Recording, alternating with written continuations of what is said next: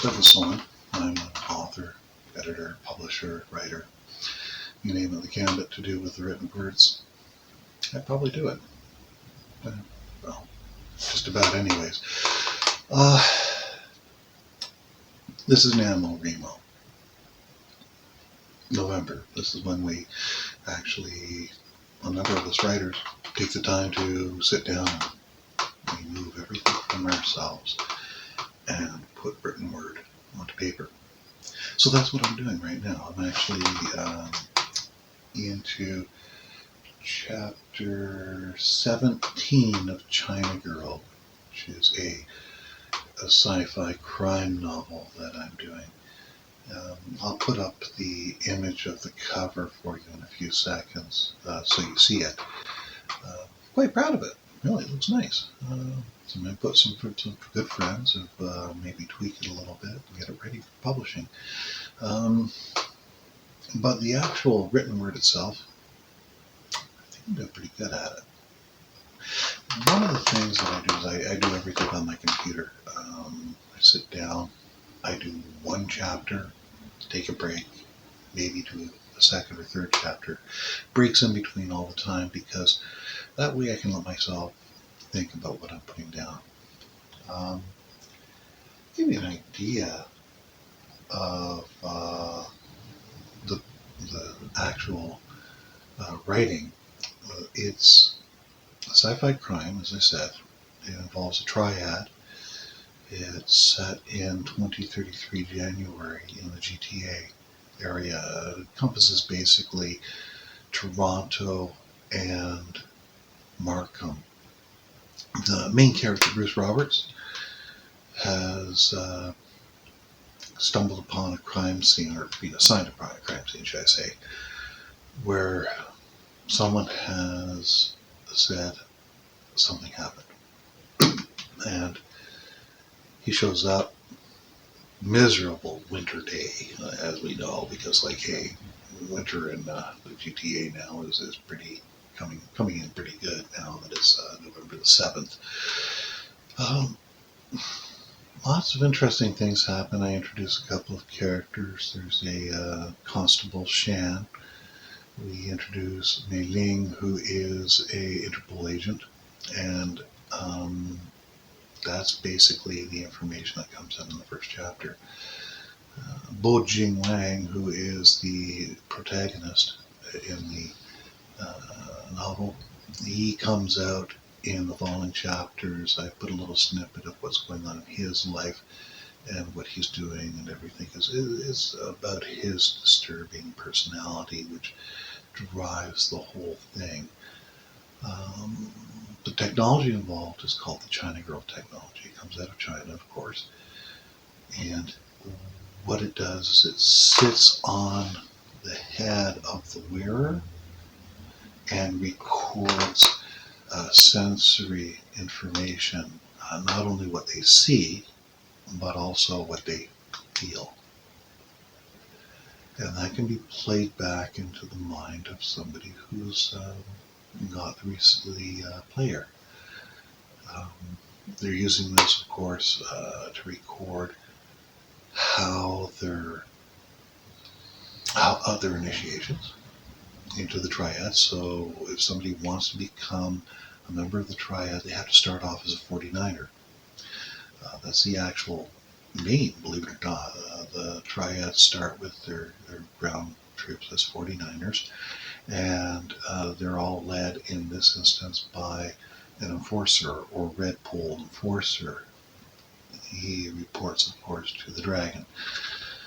A little bit of research was done in order to find out. I had a lot of reading about the triad and the structure and how they do things. It's interesting because 49ers is the only part of the triad where they only have a number. And later on you have 426, I believe it is, off the top of my head. There's my Wikipedia page that I've been keeping my information on. I'll show that to you in a second too. But 426 is the Red Pole Enforcer. He reports up Deputy Mountain Master 438. and that goes on to the Mountain Master, which is Dragonhead or Leader 489. The good thing is I know the area very well where this is all situated. I've expanded a little bit because it is taking place. Oh, no, don't want to draw a T. Taking place in 2033, a couple of years in the future. So it's not that much of a huge sci-fi, but space opera. Thank you. That's later, but it's good. Let me give you a little brief soldiering into the writing.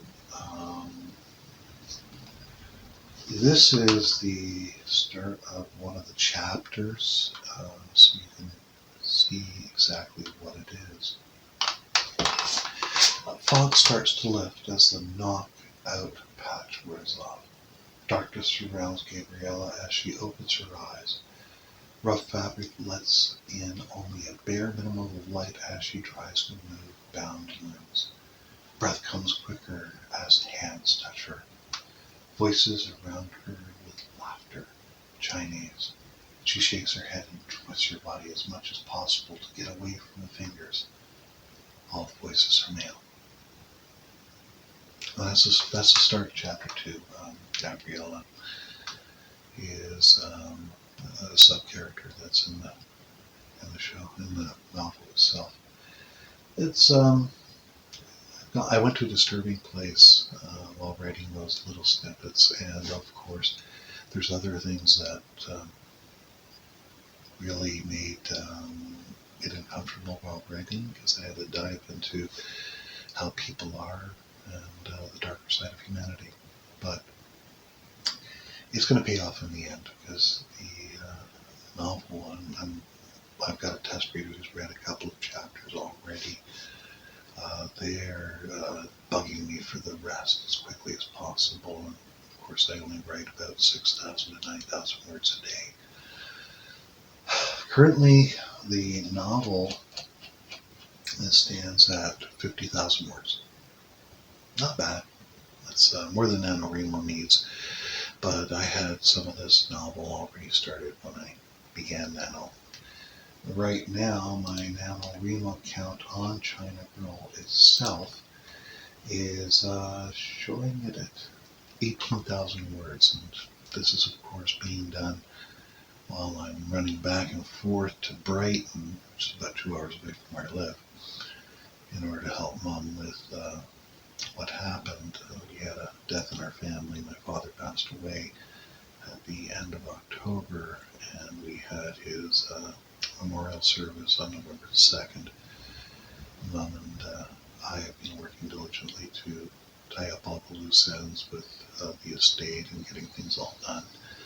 It's given me the ability to see the grief really high up, and that's probably coming through on some of the writing I'm doing today, is the grief of the loss. And I appreciate everybody who did come out to the service. One of my authors made it out, which was unbelievable. She came in, and a lot of my friends from around the area, my Masonic friends and everything, we did a good job, I think. At least I'm told that. But other than that, China Girl. Yeah, it should be ready by the fall of 2020 for publication. It will be done through Science Fiction and Fantasy Publications. You can find them on the web.